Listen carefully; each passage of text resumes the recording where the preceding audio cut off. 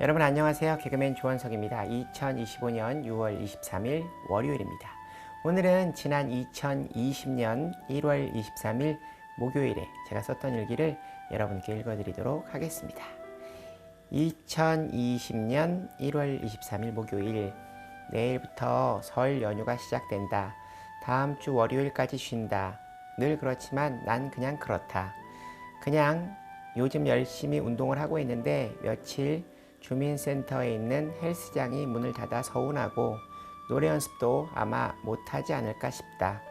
교회 거울이 붙어 있는 방이 있는데 평소 낮 시간에 비어 있어서 내가 연습실로 이용을 하는데 아마 잠겨 있지 않을까 싶다. 작년엔 어땠었는지 기억이 나지를 않는다.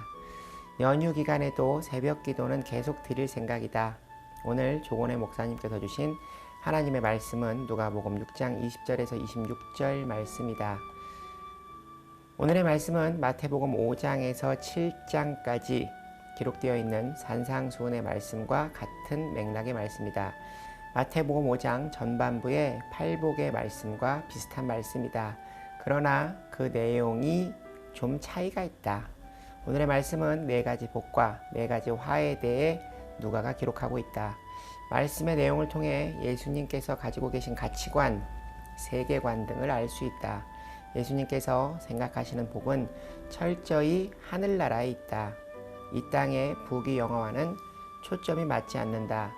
누가복음 16장 말씀에 부자와 나사로의 비유의 말씀을 보면 부자라서 지옥에 가고 가난해서 천국에 간 것이 아니라 부자이면서 하나님을 믿지 않고 이웃을 사랑하지 못하고 이기적으로 산 부자는 지옥을 가고 가난한 사람은 하나님을 경외했기 때문에 죽어서 천국에 간 것이다. 마지막에 웃는 자가 인생의 승리자다. 20절, 21절 말씀, 예수께서 눈을 들어 제자들을 보시고 이르시되 너희 가난한 자는 복이 있나니 하나님의 나라가 너희 것이니요. 지금 줄인 자는 복이 있나니 너희가 배부름을 얻을 것이니요. 지금 우는 자는 복이 있나니 너희가 웃을 것이니요. 마태복음 5장 3절의 팔복의 첫 번째 말씀이 심령이 가난한 자는 복이 있나니 천국이 그들의 것이니요. 마태복음은 심령이 가난한 자라고 했고 오늘 본문의 말씀 누가복음은 그냥 가난한 자라고 했다. 그 차이는 무엇일까? 마태복음의 수신자는 유대인, 율법을 알고 있는 지성인들, 부를 가진 사람들이었다. 그러므로 그들의 시선에 맞추어 심령이 가난한 자라고 기록한 것이다. 누가는 의사였다. 평생 사도 바울을 따라다니며 사도행전 누가복음을 기록했다. 그러므로 그는 온 세상에 가난하고 배고프고 고통스러운 사람을 많이 만난 경험이 있었던 것이다. 이런 누가는 예수님의 탄생기도 가장 잘 묘사했다. 그러므로 누가복음은 가난한 자라고 기록하고 있는 것이다. 마태복음은 있어도 가진 자여도 마음을 낮추면 복이 임한다는 말씀이고 누가복음은 이미 어렵고 힘든 사람은 마음이 많이 낮추어져 있으므로 심령이란 단어를 붙이지 않은 것이다. 실제로 돈이 많고 지위가 높은 사람은 믿음을 갖기 힘들다. 인생의 빈 배에는 주님이 쉽게 오를 수 있다. 그러나 만약 베드로가 밤이 늦도록 수고해서 고기를 잔뜩 잡았다면 주님이 그 배에 오르시기는 힘들었을 것이다. 21절 말씀에 지금 줄인 자는 복이 있나니 라고 기록하고 있는데 마태복음은 5장 6절 말씀 의에 줄이고 목마른 자는 복이 있나니 라고 기록하고 있다. 마태복음에서는 영적인 의미를 강조하고 있다. 지성인, 가진 자에게 정신적인 측면이 중요했기 때문이다. 누가는 물질적인 줄임이 영적으로의 줄임으로 오는 것을 알고 영적 의미를 강조하지 않은 것이다. 가졌다는 것이 하나님을 당겨오는 영적인 굶주림을 약화시키고 있다. 겉으로는 가졌을지 모르나 영적으로 빈곤한 사람은 예나 지금이나 많이 있다. 줄인다는 말은 헬라어로 일시적인 줄임이 아니라 항상 줄이고 있는 지속적인 상태를 말한다. 영적인 주림은 그리스도를 만나지 않고는 채울 수 없다. 아모스 선지자가 이렇게 말했다. 아모스 8장 11절 말씀, 주 여호와의 말씀이니라. 보라, 날이 이를지라. 내가 기근을 땅에 보내리니 양식이 없어 주림이 아니며 물이 없어 가람이 아니요 여호와의 말씀을 듣지 못한 기갈이라. 하나님의 백성들이 세상의 것을 우상으로 삼을 때 하나님의 갈망이 끊어지며 점점 하나님과 멀어지게 되는 것이다. 21절 하반절 말씀, 지금 우는 자는 복이 있나니 너희가 웃을 것이며. 이 말씀은 팔복 중 마태복음 5장 4절 말씀, 애통하는 자는 복이 있나니 그들이 위로를 받을 것이며와 같은 내용이다. 주님께 하는 애통 세 가지는 첫 번째, 내 죄를 위한 애통, 두 번째, 이웃의 고통을 함께 아파하는 애통, 세 번째, 나라와 민족을 생각하는 애통.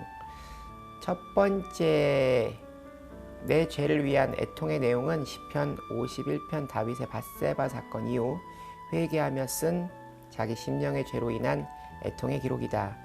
두 번째, 이웃의 고통을 함께 아파하는 애통은 로마서 12장 15절 말씀, 즐거워하는 자들과 함께 즐거워하고 우는 자들과 함께 울라.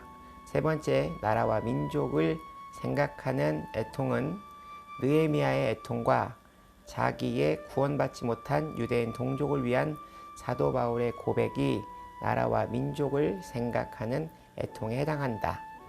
로마서 9장 3절 말씀, 나의 형제 곧 고륙의 친척을 위하여 내 자신이 저주를 받아 그리스도에게서 끊어질지라도 원하는 바로라. 진정 울어야 할 것에 대해 우는 자는 웃는 자가 된다는 말씀이다. 주님의 위로가 함께한다.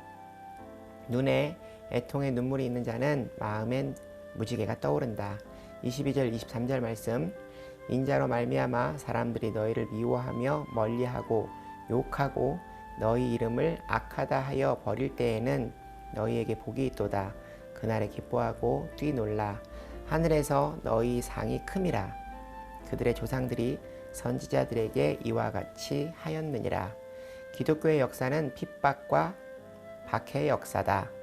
기독교는 핍박과 함께 건강한 교회, 생명력 있는 교회, 부흥하는 교회로 변해갔다.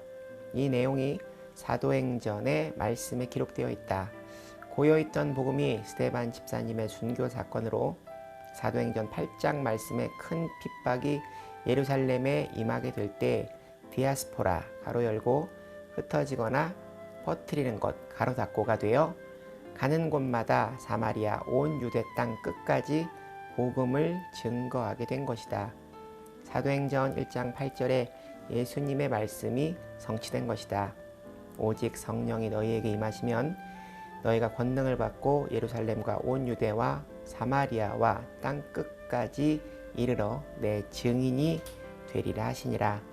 복음을 전하지 않을 수 없는 확장의 역사는 핍박과 함께 순교와 함께 기독교는 이루어져 왔다. 박해와 핍박은 하늘의 큰 상으로 이어지게 된다. 이어서 화를 당할 사람에 대한 말씀을 주신다. 24절 말씀, 그러나 화 있을진저 너희 부요한 자여 너희는 너희의 위로를 이미 받았도다. 세상적으로는 부요하면서 하나님에 대해서는 가난한 인생들이 화를 받게 된다는 말씀이다. 25절 말씀, 화 있을진저 너희 지금 배부른 자여 너희는 줄이리로다. 화 있을진저 너희 지금 웃는 자여 너희가 애통하며 울리로다. 앞에 20절 21절 말씀과 대비되는 말씀이다. 지금 내 죄로 인한 애통, 이웃의 고통을 위한 애통, 하나님 나라의 애통의 마음을 가지고 사는 것이 귀한 것이다. 지금은 울고 훗날 웃는 사람이 되라는 말씀이다. 26절 말씀, 모든 사람이 너희를 칭찬하면 화가 있도다. 세상 가치를 따라 살지 말라는 말씀이다. 갖고 못 갖고 높고 낮고를 떠나서 영적으로 늘 가난한 자가 되고 애통하는 자가 되고 고난과 시련이 있어도 하나님께 영광 돌리는 복된 인생을 살아야 한다. 아멘. 변하지 말자 원서가 하나님의 사람으로 그렇게 세상 마지막 날까지. 하나님 사랑합니다. 감사합니다. 오늘 말씀처럼 늘 심령이 가난함으로 하나님을 찾고 바라는 삶을 살기를 바랍니다. 내 영혼을 살리시고 내 영혼을 소생시키시는 분은 하나님뿐임을 잊지 않고 늘 그분을 찾고 구하는 마음이 가난한 원석이가 되기를 바랍니다. 오늘 일기는 여기까지입니다. 여러분 오늘 하루도 주님과 함께 동행하는 행복한 하루 되시기 바랍니다. 슈브 여러분 주님께 돌아오세요.